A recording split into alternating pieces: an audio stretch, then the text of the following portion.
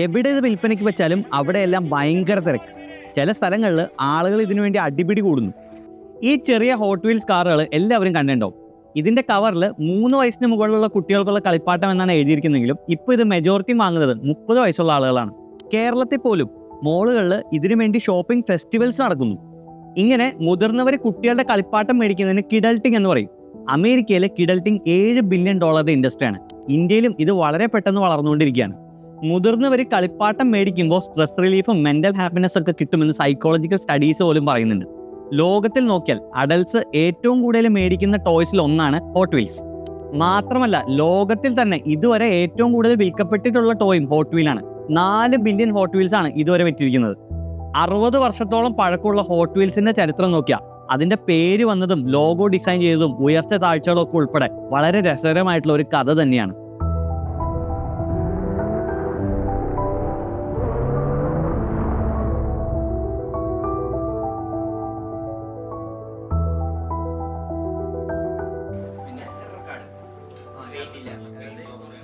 ഇന്ന് നമ്മളുള്ളത് കൊച്ചി മച്ചാന്റെ വീട്ടിലാണ്.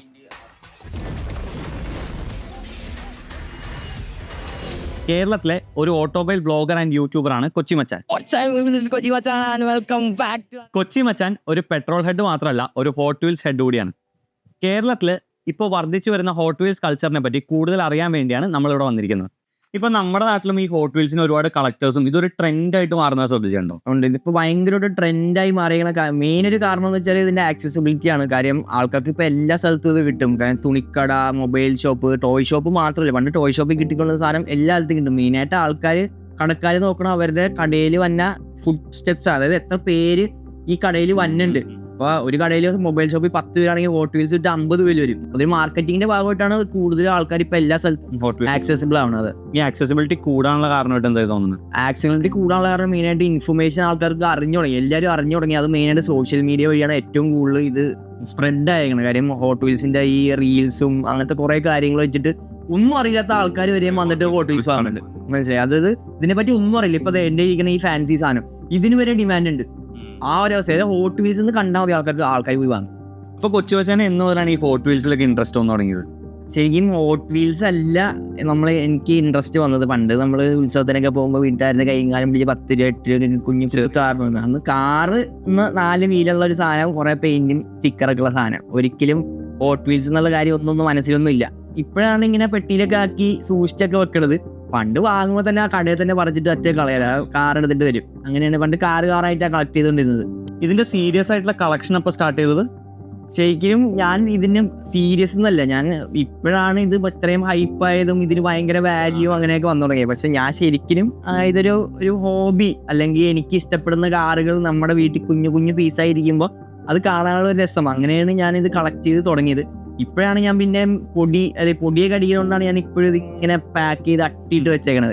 അല്ലെങ്കിൽ ഞാൻ പണ്ടേ പൊട്ടിച്ച് പുറത്ത് വെക്കണതായിരുന്നു.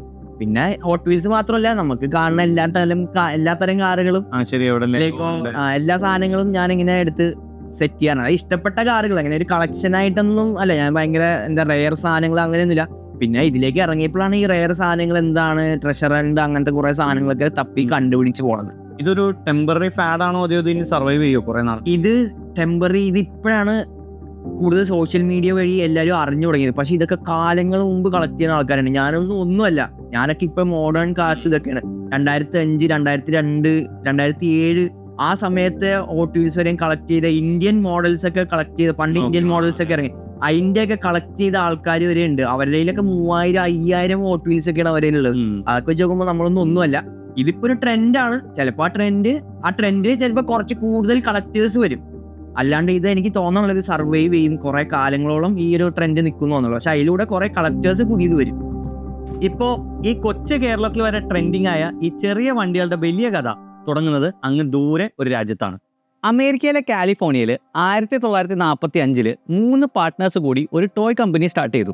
ഹാരോൾഡ് മാറ്റ്സൺ, പിന്നെ ഭാര്യ ഭർത്താക്കന്മാരായിരുന്നു എലിയറ്റും റൂത്തും. ഇതിൽ മാറ്റ്സന്റെ മാറ്റും എലിയറ്റിന്റെ എല്ലും കൂട്ടിച്ചേർത്ത് അവരാ കമ്പനിക്ക് മാറ്റൽ എന്ന് പേരിട്ടു. മാറ്റ്സൺ വെറും ഒരു ഇൻവെസ്റ്റർ മാത്രമായിരുന്നെങ്കിലും ആ കമ്പനി യഥാർത്ഥത്തിൽ റൺ ചെയ്തുകൊണ്ടിരുന്നത് എലിയറ്റും റൂത്തും ചേർന്നായിരുന്നു. വളരെ ഇന്നോവേറ്റീവ് ആയിട്ടുള്ള പ്രൊഡക്ട്സ് ഇറക്കിയതുകൊണ്ട് തന്നെ കമ്പനി പെട്ടെന്ന് സക്സസ്ഫുൾ ആയി. നമ്മൾ എന്ത് ചോദ്യം ചോദിച്ചാലും അതിന് കറക്റ്റായിട്ട് ആൻസർ നൽകുന്ന മാജിക് 8 ബോൾ.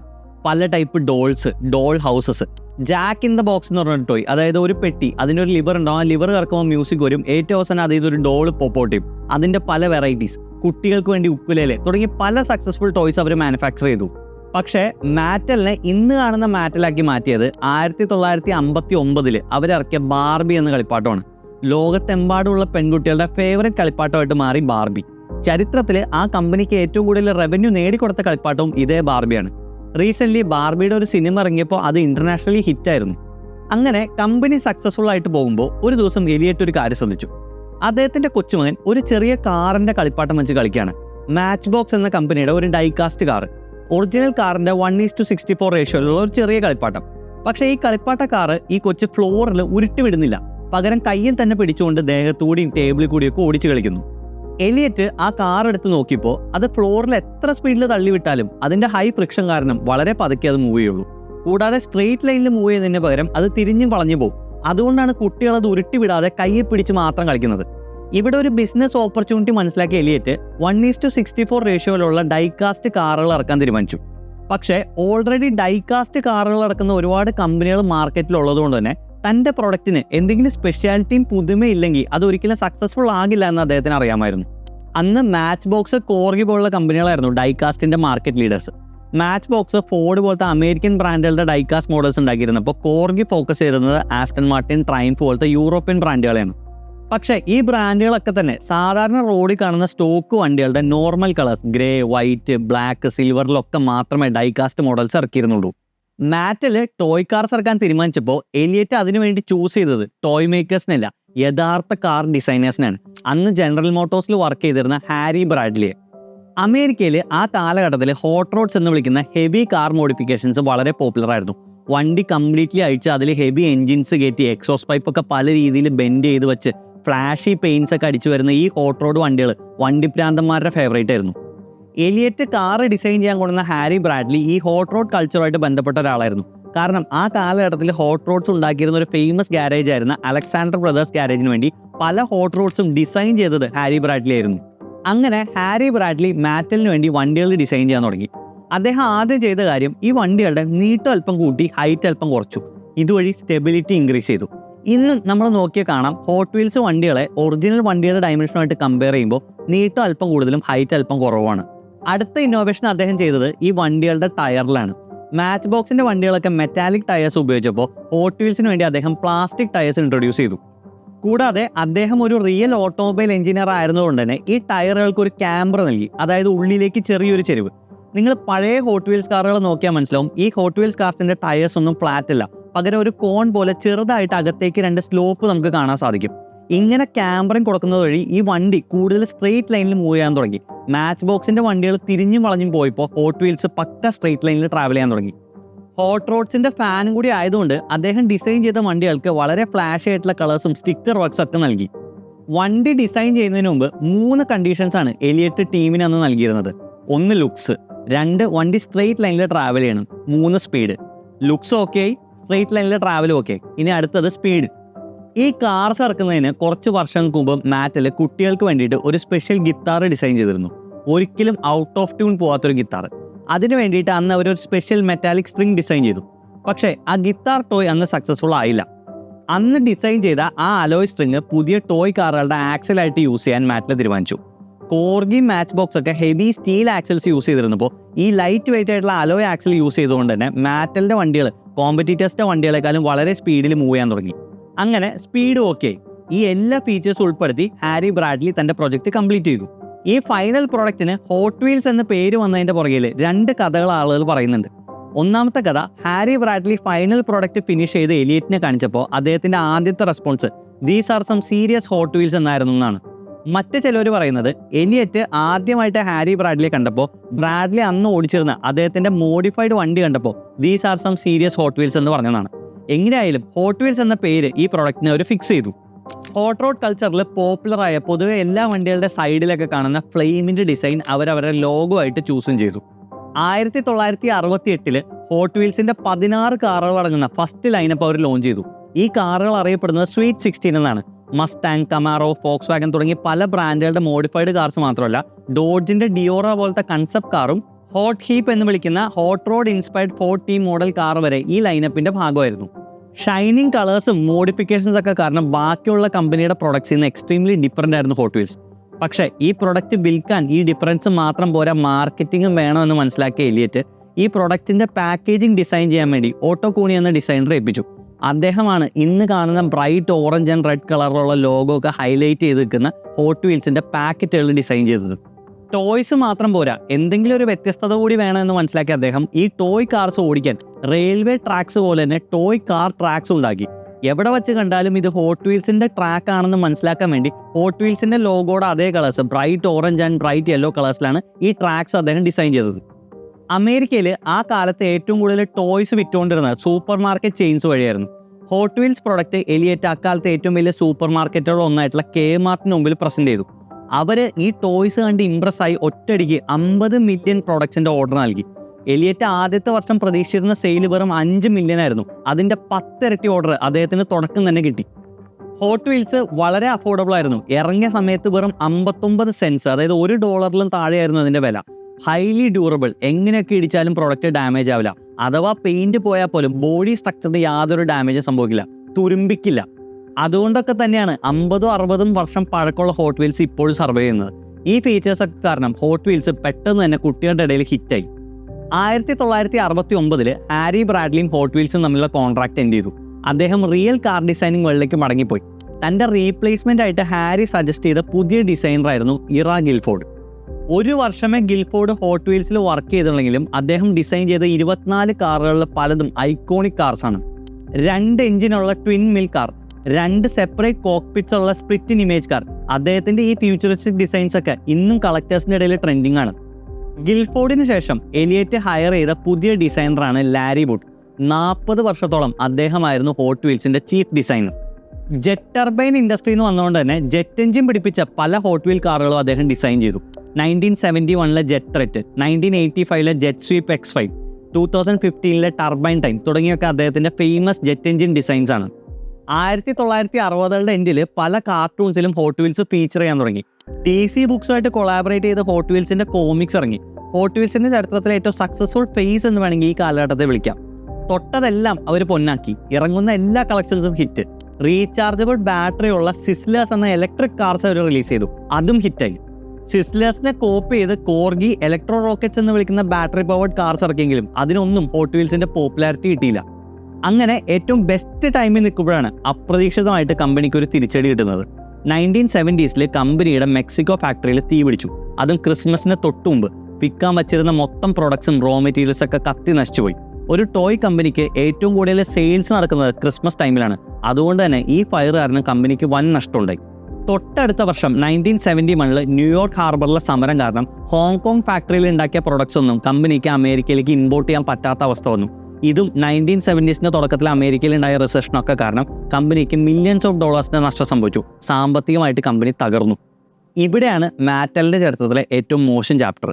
ഈ നഷ്ടമൊന്നും ഷെയർ ഹോൾഡേഴ്സ് അറിയാതിരിക്കാൻ, ഷെയർ ഹോൾഡേഴ്സിൽ നിന്നും മറച്ചു വയ്ക്കാൻ വേണ്ടിയിട്ട് കമ്പനിയുടെ ടോപ്പ് മാനേജ്മെൻറ്റ് കണക്കുകളിൽ കൃത്രിമം കാണിക്കാനും തിരിമറി നടത്താനും തുടങ്ങി.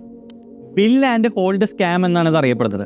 കമ്പനിയുടെ സെയിൽസ് നടക്കുന്നതിന് മുമ്പ് തന്നെ സെയിൽസ് നടന്നതായിട്ട് ബുക്സിൽ കാണിച്ച് ലോസ് കുറച്ച് കാണിക്കുന്ന ഒരു തിരിമറി. 1973 ഇത് പുറത്തു വരികയും കമ്പനിയുടെ ഷെയർ വാല്യൂ ഇടിയുകയും ചെയ്തു. കമ്പനിയുടെ മാനേജ്മെൻറ്റ് എലിയറ്റ് റൂത്ത് ഉൾപ്പെടെ ടോപ്പ് മാനേജ്മെൻറ്റ് പെട്ട പല ആളുകളെയും കമ്പനിയിൽ നിന്ന് പുറത്താക്കി. പിന്നീട് ഇവരെല്ലാം കുറ്റക്കാരാണെന്ന് കോടതി കണ്ടെത്തുകയും ചെയ്തു. എങ്ങനെയെങ്കിലും ഇതിൽ നിന്ന് പുറത്തേക്ക് വന്ന് കമ്പനിയുടെ റെപ്യൂട്ടേഷൻ വീണ്ടെടുക്കലായി മാറ്റലിൻ്റെ ശ്രമം. അതിനു വേണ്ടിയിട്ട് അവർ പ്രൊഡക്ഷൻ കോസ്റ്റ് കുറയ്ക്കാനും കൂടുതൽ ഡൈവേഴ്സിഫൈ ചെയ്യാനും തീരുമാനിച്ചു. പ്രൊഡക്ഷൻ കോസ്റ്റ് കുറയ്ക്കാൻ നോക്കിയപ്പോൾ പ്രൊഡക്റ്റ് ക്വാളിറ്റി ഇല്ലാതെ. ഡ്യൂറബിലിറ്റിക്ക് ഫേമസ് ആയിരുന്ന ഹോട്ട് വീൽ കാർസൊക്കെ പെട്ടെന്ന് പൊട്ടിപ്പോകാൻ തുടങ്ങി. ആ കാലഘട്ടത്തിൽ ഇറങ്ങിയ ഇങ്ങനെ പൊട്ടിപ്പോകുന്ന ഹോട്ട് വീൽ കാർസിനെ കളക്ടേഴ്സ് വിളിക്കുന്ന പേര് ക്രംബ്ലേഴ്സ് എന്നാണ്. പ്രൊഡക്ഷൻ കോസ്റ്റ് കുറയ്ക്കാൻ വേണ്ടി കേർവ്ഡ് ആയിട്ടുള്ള ആക്സൽസിന് പകരം സ്ട്രെയിറ്റ് ആയിട്ടുള്ള ആക്സൽസ് കൊണ്ടുവന്നു. ഇത് ഹോട്ട് വീൽസിൻ്റെ സ്പീഡ് കുറച്ചു. മൊത്തത്തിൽ ഈ ചേഞ്ചസ് എല്ലാം ഹോട്ട് വീൽസിൻ്റെ റെപ്യൂട്ടേഷൻ തന്നെ ഇല്ലാതാക്കി. കൂടാതെ ഡൈവേഴ്സിഫിക്കേഷൻ്റെ ഭാഗമായിട്ട് ഹോട്ട് വീൽസിൻ്റെ ട്രാക്കിൽ തന്നെ ഓടിക്കാൻ പറ്റുന്ന വീൽസൊക്കെ വെച്ച ഡോൾസ് വരെ കമ്പനി ഇറക്കി. സ്മോൾ ഷോട്ട്സ് എന്നൊക്കെ വിളിച്ച് ഈ പ്രൊഡക്റ്റ് പക്ഷേ സക്സസ്ഫുൾ ആയില്ല.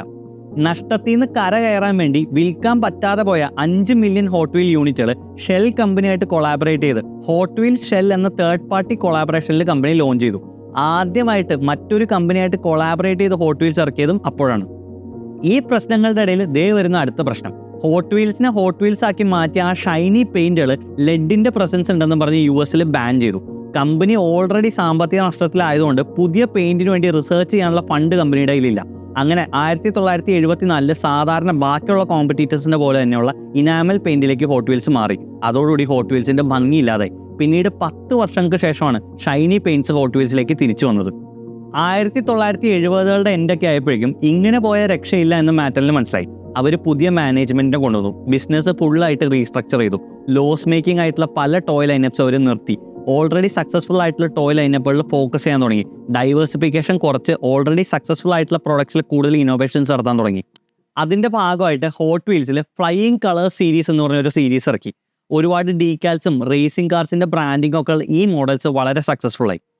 1976 30 മില്യൺ ഹോട്ട് വീൽസ് അവർ വിറ്റു. 1969 ശേഷം ഇത്രയും നല്ല സെയിൽസ് കിട്ടുന്ന ഒരു വർഷം ഇത് ആദ്യമായിട്ടായിരുന്നു. ആ കാലഘട്ടത്തിലെ ഫ്ലൈയിങ് കളർ സീരീസിലെ സ്റ്റിംഗ്റേ, 57 ഷെവി റെഡ് സ്കോഡൊക്കെ ഇന്നും കളക്ടേഴ്സിന്റെ ഫേവറേറ്റ് ആണ്. പൊതുവെ കാർസിന്റെ ഡൈകാസ്റ്റ് മോഡൽ ഇറക്കുന്ന ഹോട്ട് വീൽസിന്റെ ആദ്യത്തെ സക്സസ്ഫുൾ കൊമേഴ്ഷ്യൽ വെഹിക്കിൾ ഡൈകാസ്റ്റ് മോഡലായിട്ടുള്ള ഒരു post office van letter get ഇറങ്ങിയതും ഈ കാലഘട്ടത്തിലാണ്. 1979 ബാറ്ററി പവേർഡ് ആയിട്ടുള്ള സിസ്ലർ സീരീസിന് പകരം സ്പ്രിംഗ് പവേർഡ് ആയിട്ടുള്ള സ്ക്രോച്ചേഴ്സ് സീരീസ് ഹോട്ട് വീൽസ് ഇറക്കി. പുറകിലേക്ക് വലിച്ച് സ്പ്രിംഗ് ലോഡ് ചെയ്ത് വിടുമ്പോൾ വളരെ സ്പീഡിൽ മുന്നോട്ട് പോകുന്ന ആ മോഡൽസ് ബാറ്ററി പവേർഡ് ആയിട്ടുള്ള സിസ്ലേഴ്സിനേക്കാളും വിലക്കുറവായതുകൊണ്ട് ഇൻസ്റ്റന്റ് ഹിറ്റായി. 1980കളൊക്കെ ആയപ്പോഴേക്കും ഹോട്ട് വീൽസിന്റെ ഇന്റർനാഷണൽ സെയിൽസും വളരെയധികം കൂടി. അവർ ലോകത്ത് പലയിടത്തും ഫാക്ടറീസ് സ്റ്റാർട്ട് ചെയ്തു. 1983 സ്റ്റാർട്ട് ചെയ്ത മലേഷ്യൻ ഫാക്ടറിയാണ് ഇന്ന് ലോകത്തിലെ ഏറ്റവും വലിയ ഹോട്ട് വീൽസ് ഫാക്ടറി. ഇന്ന് ഹോട്ട് വീൽസ് ഇറങ്ങുമ്പോൾ പല മോഡൽസും ഏറ്റവും ആദ്യം കിട്ടുന്ന രാജ്യവും മലേഷ്യയാണ്. നമ്മുടെ കയ്യിലിരിക്കുന്ന ഹോട്ട് വീൽസ് കാർസിൽ നോക്കിയാലും ഭൂരിഭാഗം കാർസിന്റെ അടിയിലും മെയ്ഡ് ഇൻ മലേഷ്യ ബാഡ്ജിങ് കാണാൻ പറ്റും. സെയിൽസ് കൂടി കമ്പനി സാമ്പത്തികമായിട്ട് മെച്ചപ്പെട്ടപ്പോൾ പഴയ ആ തിളക്കമുള്ള പെയിന്റ് തിരിച്ചു കൊണ്ടുവരാൻ കമ്പനി പുതിയ റിസർച്ചിനെ ഫണ്ട് ചെയ്യാൻ തുടങ്ങി. ഇതിന്റെ ഭാഗമായിട്ട് ലെഡ് ഇല്ലാത്ത പുതിയ തിളക്കമുള്ള പെയിന്റ് അവർ ഡെവലപ്പ് ചെയ്തു. 1984 ഇറങ്ങിയ അൾട്രാ ഹോട്ട്സ് എന്ന സീരീസിലെ പഴയ ആ തിളക്കമുള്ള പെയിന്റ് ഹോട്ട് വീൽസ് തിരിച്ചു കൊണ്ടുവന്നു. പക്ഷേ ഇതേ കാലഘട്ടത്തിൽ മാറ്റലിന് വീണ്ടും ഒരു പിഴവ് പറ്റി. പുതിയ ഗെയിമിംഗ് മാർക്കറ്റ് എന്നത് വീഡിയോ ഗെയിം മാർക്കറ്റ് ആണെന്ന് മനസ്സിലാക്കിയ മാറ്റൽ പല വീഡിയോ ഗെയിം കമ്പനികൾ വാങ്ങാനും വീഡിയോ ഗെയിമിൽ ഹെവി ആയിട്ട് ഇൻവെസ്റ്റ് ചെയ്യാനും തുടങ്ങി. പക്ഷെ കൃത്യമായിട്ടുള്ള ഒരു പ്ലാനോ സ്ട്രാറ്റജിയോ ഇല്ലാതെ ചെയ്ത ഇൻവെസ്റ്റ്മെന്റ്സിൽ പലതും ഫ്ലോപ്പായി. കമ്പനി വീണ്ടും സാമ്പത്തികമായിട്ട് നഷ്ടത്തിലായി. $300 മില്യൺ നഷ്ടത്തിലായി. പക്ഷേ ബാർബി, ഹോട്ട് വീൽസ് പോലത്തെ കമ്പനിയുടെ ടോയ് ഡിവിഷൻ സ്ട്രോങ് ആയിട്ട് നിന്നുകൊണ്ട് മാത്രം കമ്പനിക്ക് പിടിച്ചു നിൽക്കാൻ പറ്റി. മാത്രമല്ല ആ കാലഘട്ടത്തിൽ പല കോർപ്പറേറ്റ്സുമായിട്ട് സൈൻ ചെയ്ത കോ ബ്രാൻഡിങ് ഡീൽസും കമ്പനിയെ രക്ഷപ്പെടുത്തി. ഫോർ എക്സാമ്പിൾ ഹോട്ട് വീൽസും മക്ഡൊണാൾഡ്സുമായിട്ട് സൈൻ ചെയ്ത ഡീല്. ഒരിടയ്ക്ക് മക്ഡൊണാൾഡ്സിന്റെ ഹാപ്പി മീൽ മേടിച്ച ഗിഫ്റ്റ് ആയിട്ട് കിട്ടുന്നത് ഹോട്ട് വീൽസിന്റെ കാറായിരുന്നു. 1976 ഹോട്ട് വീൽസ് ഇതുവരെ കാണാത്ത രീതിയിലുള്ള ഒരു പുതിയ സീരീസ് പുറത്തിറക്കി, ഫ്ലിപ്പ് ഔട്ട് സീരീസ്. വണ്ടി എവിടെയെങ്കിലും ചെന്നിടിച്ചാൽ അതിന്റെ ബോഡി പാനൽസ് ഫ്ലിപ്പ് ചെയ്ത് ആക്സിഡന്റ് പറ്റിയ പോലത്തെ അവസ്ഥയിലേക്കാവും. പിന്നീട് ആ പാനൽ തിരിച്ചിട്ടാൽ വണ്ടി പഴയ പോലെ ആവുകയും ചെയ്യും. ഇങ്ങനെ ആക്സിഡന്റ് പറ്റിയും വണ്ടി തിരിച്ച് പഴയ പോലെ ആക്കാൻ പറ്റുന്ന ഈ മോഡൽ വളരെയധികം പോപ്പുലർ ആവുകയും ഇൻസ്റ്റന്റ് ഹിറ്റായിട്ട് മാറുകയും ചെയ്തു. ഇന്ന് അൺബോക്സ് ചെയ്യാത്ത മോഡൽ കിട്ടാൻ ഏറ്റവും പാടുള്ള ഒരു സീരീസാണ് ഈ ഫ്ലിപ്പ് ഔട്ട് സീരീസ്. കാരണം ഇത് ഫ്ലിപ്പ് ചെയ്യുന്നത് കാണാൻ വേണ്ടിയിട്ട് അന്ന് മേടിച്ച ആളുകൾ മുഴുവൻ ഇത് പൊട്ടിച്ച് ഇത് ഉപയോഗിച്ച് നോക്കി. അതുകൊണ്ട് തന്നെ കളക്ടേഴ്സിൻ്റെ ഇടയിൽ ഏറ്റവും വാല്യുബിൾ ആയിട്ടുള്ള ഒരു പീസാണ് ഈ ഫ്ലിപ്പ് ഔട്ട് മോഡൽസ്. ഏകദേശം ഇതേ കാലഘട്ടത്തിൽ തന്നെ ഇറങ്ങിയ ഹൈലി കളക്റ്റബിൾ വാല്യൂ ഉള്ള മറ്റൊരു സീരീസാണ് സ്പീഡ് ഡയമണ്ട്സ്. ആനിമൽസിന്റെ മിത്തിക്കൽ ക്രീച്ചേഴ്സിന്റെ ഒക്കെ രൂപത്തിലിരിക്കുന്ന ഈ ഹോട്ട് വീൽസ് കാണാൻ ബാക്കിയുള്ള ഹോട്ട് വീൽസിനേക്കാൾ എക്സ്ട്രീംലി ഡിഫറൻ്റ് ആയതുകൊണ്ട് തന്നെ ഇത് ഇൻസ്റ്റന്റ് ഹിറ്റായിട്ട് മാറുകയും ചെയ്തു. ഇന്നും ഈ സീരീസിന്റെ അപ്ഡേറ്റ്സ് ഹോട്ട് വീൽസ് ഇറക്കാറുണ്ട്. 1986 വേറൊരു ഇമ്പോർട്ടൻറ്റ് ഇൻസിഡന്റ് ഉണ്ടായി. ഹോട്ട് വീൽസ് ഇന്ത്യയിലെത്തി. ഇന്ത്യയിലെ അന്നത്തെ നിയമപ്രകാരം ഒരു ഫോറിൻ കമ്പനിക്ക് ഡയറക്റ്റ് ആയിട്ട് ഇവിടെ ഒന്നും ബിസിനസ് ചെയ്യാൻ പറ്റില്ലായിരുന്നു.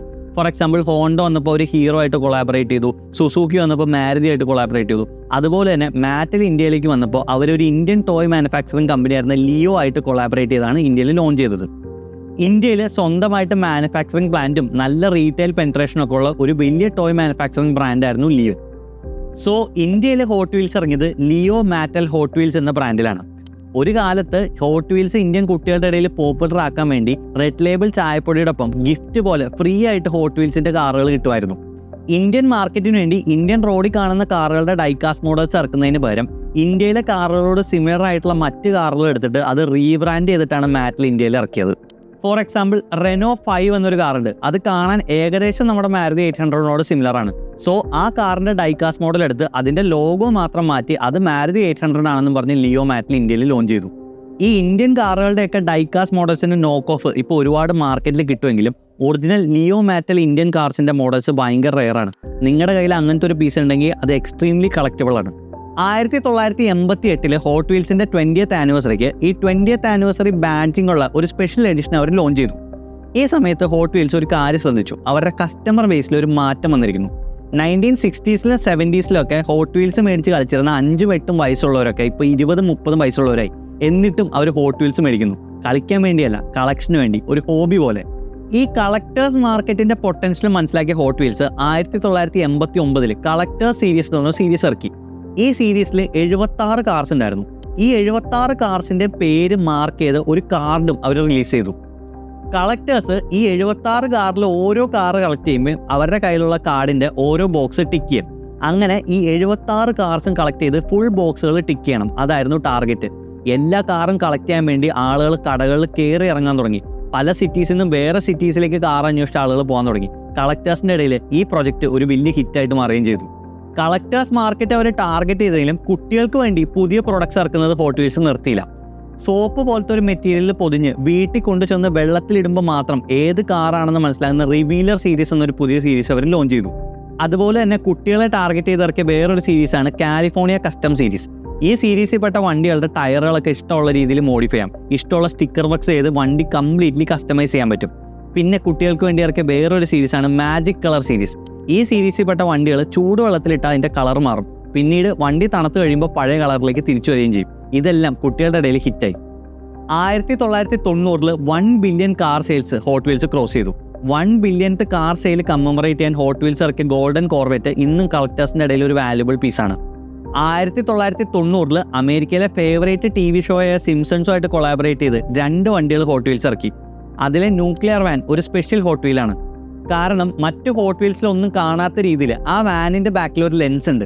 ആ ലെൻസിലൂടെ നോക്കിയാൽ വാനിൻ്റെ ഉള്ളിൽ സിംസൺസിലെ ക്യാരക്ടർ ഒരു റേഡിയോ ആക്റ്റീവ് എലമെൻറ്റ് പിടിച്ച് നിൽക്കുന്ന പോലെ നമുക്ക് കാണാൻ പറ്റും. NASCAR racing, rally, monster truck, even formula 1 വരെയായിട്ട് കൊളാബറേറ്റ് ചെയ്ത് ഹോട്ട് വീൽസ് ഇറങ്ങി. എവിടെയൊക്കെ കാറുണ്ടോ അവിടെയൊക്കെ ഹോട്ട് വീൽസായിട്ട് കൊളാബറേഷൻ. പാരൻ കമ്പനി ആയിട്ടുള്ള മാറ്റിൽ ഇറക്കിയ ബാർബിയുടെ പുതിയ ഡോൾസ് എല്ലാം ഹിറ്റായതും അവരിറക്കിയ ഉണോ എന്ന കാർഡ് ഗെയിം അമേരിക്കയിൽ മാത്രമല്ല ലോകത്തിലെല്ലായിടത്തും ഫേവറേറ്റ് കാർഡ് ഗെയിമായിട്ട് മാറിയതൊക്കെ കാരണം കമ്പനിക്ക് സാമ്പത്തികമായിട്ട് വളരെയധികം ഗ്രോത്ത് ഉണ്ടായി. ഈ സമയത്ത് തന്നെയാണ് ഹോളിവുഡുമായിട്ട് ഹോട്ട് വീൽസ് കൊളാബറേഷൻ ചെയ്യാൻ തുടങ്ങിയത്. 1993 ഇറങ്ങിയ സിൽവസ്റ്റർ സ്റ്റാലന്റെ ഡെമോളിഷൻ മാൻ എന്ന സിനിമയ്ക്ക് വേണ്ടി മെർച്ചൻഡൈസ് ഇറക്കിക്കൊണ്ടായിരുന്നു ആദ്യമായിട്ട് ഹോട്ട് വീൽസ് ഒരു സിനിമയായിട്ട് കൊളാബറേറ്റ് ചെയ്തത്. പിന്നീട് അങ്ങോട്ട് Batman franchise, Jaws, Back to the Future, Jurassic Park, Harry Potter, Spiderman, Justice League, Ghostbusters, Star Wars, Fast and Furious തുടങ്ങി പല സിനിമകൾക്ക് വേണ്ടിയിട്ട് ഹോട്ട് വീൽസ് മെർച്ചൻഡൈസുകൾ ഇറക്കി. 90s എൻ്റെയൊക്കെ ആയപ്പോഴേക്കും ഹോട്ട് വീൽസ് എന്നത് ഒരു ടോയ് എന്നതിനേക്കാൾ ഉപരി ഒരു കളക്റ്റിബിൾ ആയിട്ട് മാറി. ടോയ് സെക്ഷനിൽ ഹോട്ട് വീൽസ് ഉള്ള സ്ഥലത്ത് മുഴുവൻ അഡൽട്സ്. ഒരു പുതിയ റിലീസ് വന്നാൽ തേടി പിടിച്ച് ക്യൂ നിന്ന ആളുകൾ അത് മേടിക്കുന്നു. ഈ കാലഘട്ടത്തിലാണ് കളക്ടേഴ്സിനെ ഹെൽപ്പ് ചെയ്യാൻ വേണ്ടി ഒരു ഹോട്ട് വീൽസ് പാക്കറ്റിൻ്റെ ഉള്ളിൽ ഏത് കാറാണോ അതിൻ്റെ പാക്കേജിലും അതേ കാറിൻ്റെ ഫോട്ടോ പ്രിന്റ് ചെയ്യാൻ തുടങ്ങിയത്. അതിന് മുമ്പ് വരെ ഹോട്ട് വീൽസിൻ്റെ പാക്കറ്റിൽ ഏതെങ്കിലും ജനറിക് കാറിൻ്റെ ഫോട്ടോ ആയിരുന്നു പ്രിന്റ് ചെയ്തിരുന്നത്. കളക്ടേഴ്സ് മാർക്കറ്റിൻ്റെ ഡിമാൻഡ് കണ്ട് ലിമിറ്റഡ് എഡിഷൻ ഹോട്ട് വീൽസും കമ്പനി ലോഞ്ച് ചെയ്യാൻ തുടങ്ങി. ഇതിൻ്റെ പേര് ട്രഷർ ഹണ്ട് സീരീസ്. 10,000 എണ്ണം 25,000 എണ്ണം മാത്രം ഗ്ലോബലി റിലീസ് ചെയ്യുന്ന ഈ പ്രൊഡക്ട്സ് കിട്ടുന്നത് ഒരു കളക്ടറെ സംബന്ധിച്ച് ലോട്ടറി അടിക്കുന്നത് പോലെയാണ്. ഇതിൻ്റെ ഇടയിൽ ഹോട്ട് വീൽസിൻ്റെ മേജർ കോമ്പറ്റീറ്റർ ആയിരുന്ന മാച്ച് ബോക്സിനെ മാറ്റിൽ മേടിച്ചു. അതോടുകൂടി 1:64 ഡൈകാസ്റ്റ് മോഡൽസിൽ ഹോട്ട് വീൽസിൻ്റെ മോണോപ്പൊളി. മാറ്റലിൻ്റെ റവന്യൂ $2 ബില്യൺ ടച്ച് ചെയ്യുകയും ചെയ്തു. 2003 ഹോട്ട് വീൽസ് ആക്സിലറൈസേഴ്സ് എന്ന് പറഞ്ഞൊരു കാർട്ടൂൺ സിനിമ ഇറക്കി. കൂടാതെ അതേ പേരിൽ അവരൊരു കളക്ഷൻ റിലീസ് ചെയ്തു. രണ്ടും സൂപ്പർ ഹിറ്റായി. 2008 ഹോട്ട് വീൽസിൻ്റെ 40th ആനിവേഴ്സറിക്ക് ഹോട്ട് വീൽസിൻ്റെ ലെജൻഡറി ഡിസൈനർ ആയിരുന്ന ലാരി വുഡിൻ്റെ നേതൃത്വത്തിൽ ഒരു ക്രോസ് കൺട്രി ടൂർ ഓർഗനൈസ് ചെയ്തു. ലോകത്തിലെ പല സ്ഥലങ്ങളിൽ നിന്നുള്ള വണ്ടിപ്രാന്തന്മാരും ഹോട്ട് വീൽസിൻ്റെ കളക്ടേഴ്സ് ഉൾപ്പെടെ ലക്ഷക്കണക്കിന് ആളുകളാണ് അന്ന് ആ ഇവൻറ്റിൽ പങ്കെടുത്തത്. ഹോട്ട് വീൽസിനെ പറ്റി പറയുമ്പോൾ പറയാതിരിക്കാൻ പറ്റാത്തൊരു പേരാണ് ബ്രൂസ് പാസ്കറ്റ്. ലോകത്തിലെ ഏറ്റവും ബെസ്റ്റ് ഹോട്ട് വീൽസ് കളക്ഷൻ ഇദ്ദേഹത്തിൻ്റെ ആണെന്നാണ് പറയപ്പെടുന്നത്. ഇദ്ദേഹത്തിൻ്റെ കയ്യിൽ 7000 ഹോട്ട് വീൽസും 100 കണക്കിന് ഹോട്ട് വീൽസിൻ്റെ ഒറിജിനൽ ഡിസൈൻ ബ്ലൂ പ്രിൻസും ഒറിജിനൽ പോസ്റ്റേഴ്സും ഉണ്ട്. എക്സ്ട്രീംലി റെയർ ആയിട്ടുള്ള പല ഹോട്ട് വീൽസ് മോഡൽസും ഉള്ള അദ്ദേഹത്തിൻ്റെ കളക്ഷൻ്റെ വാല്യൂ ഏകദേശം 10-15 കോടി രൂപയുടെ ഇടയിൽ വരുമെന്നാണ് കണക്കാക്കപ്പെടുന്നത്. ലോകത്തിൽ തന്നെ വെറും 2 എണ്ണം മാത്രം പ്രൊഡ്യൂസ് ചെയ്തിട്ടുള്ള കളക്ടേഴ്സ് മാർക്കറ്റിലെ വാല്യൂ വെച്ച് നോക്കിയാൽ 1 കോടി രൂപയിലും അധികം മൂല്യം വരുന്ന 1969 പിങ്ക് ബീച്ച് ബോംബ് വരെ അദ്ദേഹത്തിൻ്റെ കളക്ഷൻ്റെ ഭാഗമാണ്. ഇതിനൊക്കെ പുറമെ ഹോട്ട് വീൽസിൻ്റെ ആദ്യത്തെ കളക്ഷനായിരുന്ന സ്വീറ്റ് 16 ഹോട്ട് റോഡിനെ ഇൻഫ്ലുവൻസ് ചെയ്ത original Ford T model car വരെ അദ്ദേഹത്തിൻ്റെ കളക്ഷനിലുണ്ട്. പാസ്കലിൻ്റെ കളക്ഷൻ അദ്ദേഹം ഒരു ഹോട്ട് വീൽസ് മ്യൂസിയം പോലെ സെറ്റ് ചെയ്ത് വെച്ചിരിക്കുകയാണ്. ഇടയ്ക്കൊക്കെ ഇത് പബ്ലിക്കിന് വേണ്ടി ഓപ്പൺ ആക്കി കൊടുക്കാറുണ്ട്. ഇന്ന് ഹോട്ട് വീൽസ് വെറും ഒരു ടോയ് അല്ല. ചില ആളുകൾ കാറുകളെ സ്നേഹിക്കുന്ന പോലെ തന്നെ ഈ ചെറിയ കളിപ്പാട്ട വണ്ടികളെ സ്നേഹിക്കുന്നു. അവർ സ്വന്തമായിട്ട് ഹോട്ട് വീൽസിന്റെ ഗ്യാരേജുകൾ സെറ്റ് ചെയ്യുന്നു. ഇന്ത്യയിൽ പോലും ഹോട്ട് വീൽസ് ഇപ്പോൾ ഭയങ്കര ട്രെൻഡിങ് ആണ്. ഹോട്ട് വീൽസ് വിൽക്കുന്ന ആയിരക്കണക്കിന് ഇൻസ്റ്റാഗ്രാം പേജസ് ഉണ്ടെന്ന് മാത്രമല്ല, ഹോട്ട് വീൽസും ഹോട്ട് വീൽസ് കളക്ടേഴ്സിനെ ബേസ് ചെയ്ത് ഇന്ത്യൻ ലാംഗ്വേജിൽ ഒരുപാട് യൂട്യൂബ് ചാനൽസ് ഇപ്പോൾ അവൈലബിൾ ആണ്. കുറച്ച് നാളുകൾക്ക് മുമ്പ് ഹോട്ട് വീൽസ് ലെജൻഡ്സ് ടൂർ എന്നൊരു പ്രോഗ്രാം നടത്തിയിരുന്നു. ലോകത്തിലെ പല രാജ്യങ്ങളിലൂടെ സഞ്ചരിച്ച് ഏറ്റവും ബെസ്റ്റ് മോഡിഫൈഡ് കാർ കണ്ടെത്തി വോട്ടെടുപ്പിലൂടെ ഒരു വിജയെ സെലക്ട് ചെയ്ത് ആ വിജയിക്കുന്ന മോഡലിനെ ഒരു ഹോട്ട് വീലാക്കി മാറ്റുന്ന കോമ്പറ്റീഷൻ. ലാ ലിബ്രെ എന്ന പേരുള്ള ഒരു ചിലിയൻ കാറായിരുന്നു ഇത്തവണത്തെ ലെജൻഡ്സ് ടൂറിന്റെ വിന്നർ. കാറുകളെ ഇത്ര അധികം സ്നേഹിക്കുന്ന ആളുകൾ ഉള്ളതുകൊണ്ട് മാത്രം സ്ട്രിക്റ്റ് ആയിട്ടുള്ള നിയമങ്ങളും MVD ഒക്കെ ഉണ്ടായിട്ട് പോലും ബാക്കിയുള്ള സ്റ്റേറ്റ്സ് റെസ്പെക്ട് ചെയ്യുന്ന ഒരു കാർ കൾച്ചർ ഡെവലപ്പ് ചെയ്യാൻ കേരളത്തിന് സാധിച്ചിട്ടുണ്ട്. ഹോട്ട് വീൽസ് കേരളത്തിൽ ഇങ്ങനെ പോപ്പുലർ ആകുമ്പോൾ ഭാവിയിൽ ഒരു hot wheel legend tour competition നടക്കുമ്പോൾ കേരളത്തിലെ മോഡിഫൈഡ് വണ്ടികൾ അതിൽ പങ്കെടുക്കുന്നു. ഒരു KL രജിസ്ട്രേഷനുള്ള വണ്ടി അതിൽ വിജയിച്ച് ഒരു ഹോട്ട് വീലായിട്ട് മാറും എന്ന് നമുക്ക് പ്രതീക്ഷിക്കാം.